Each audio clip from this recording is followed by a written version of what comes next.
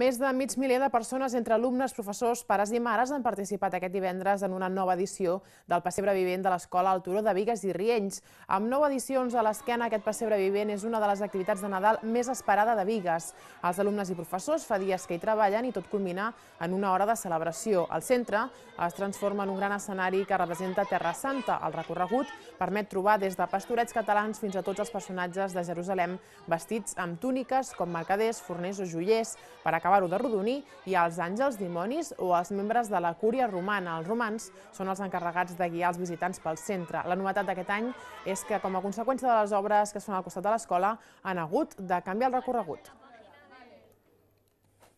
Els romans van per parelles i entren això de 20 en 20 les famílies amb unes entrades perquè, clar, hem de complir l'aforament. Aquest any també per obres hem hagut de reduir les entrades, el qual fa una mica de pena perquè és veritat que s'haurà quedat gent fora, però no podia ser d'una altra manera.